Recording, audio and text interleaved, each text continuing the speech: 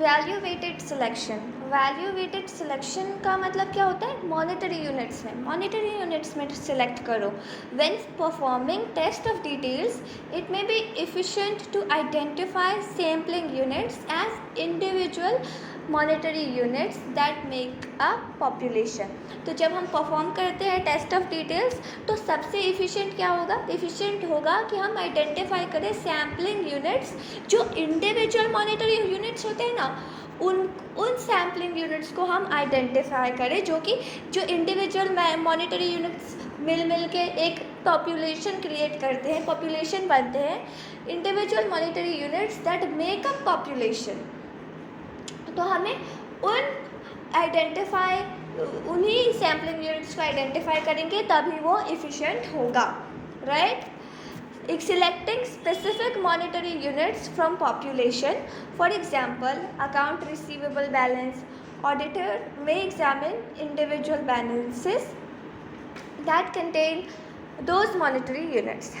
तो जब हम सिलेक्ट करते हैं स्पेसिफिक मॉनेटरी यूनिट्स, जब हम कुछ स्पेसिफिक मॉनेटरी यूनिट्स को सिलेक्ट करते हैं पॉपुलेशन में से, जैसे कि अकाउंट रिसीवेबल बैलेंस हो गया, या ऑडिटर में एग्जामिन जो इंडिविजुअल बैलेंसेस होते हैं उनको जब ऑडिटर एग्जामिन करता है तो जिसके अंदर मॉनेटरी यूनिट्स कंटेन रहते हैं. फॉर एग्जांपल 5 लाख रुपए रुपीज़ के टर्म्स में.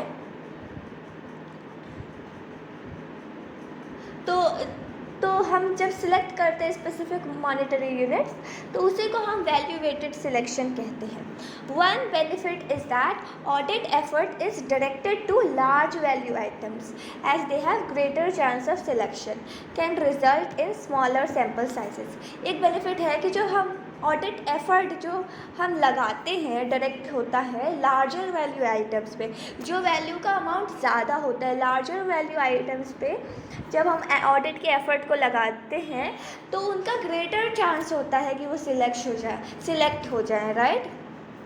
जब हम अपने ऑडिट एफर्ट को लार्जर वैल्यू ऑफ आइटम्स पे लगाते हैं तो उनके पास ग्रेटर चांस है कि वो सिलेक्ट हो जाए.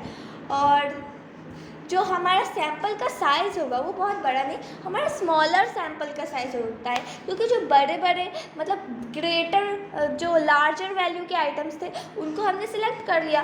तो बड़े आइटम्स को पहले ही सिलेक्ट कर लिया तो क्या है, इसको हमने कम ही सैम्पल यूनिट्स को सिलेक्ट किया है बट वो इतने बड़े हैं कि वो पूरा कवर कर लेते हैं. तो हमारा सैम्पल साइज़ भी छोटा हो गया और जो आइटम्स है वो भी ग्रेटर होने के बाद भी नंबर में सैम्पल साइज स्मॉल ही है, ठीक है. तो ये बेनिफिट होता है वैल्यू वेटेड सिलेक्शन का, मतलब जिसकी ज़्यादा वैल्यू है उसको पहले सिलेक्ट करना है. दिस अप्रोच में be used in conjunction with systematic method of sample selection. जो सिस्टमैटिक मेथड होता है ना सैम्पल को सिलेक्ट करने का, कौन सा सैम्पल सिलेक्ट करना है, राइट. तो उसके साथ अगर हम वैल्यू वेटेड सिलेक्शन का यूज़ करते हैं, एक सिस्टमैटिक मेथड होता है सैम्पल्स को सिलेक्ट करने का, उसके साथ अगर हम वैल्यू वेटेड सिलेक्शन को अप्रोच को यूज़ करते हैं तो वो ज़्यादा एफिशिएंट होता है.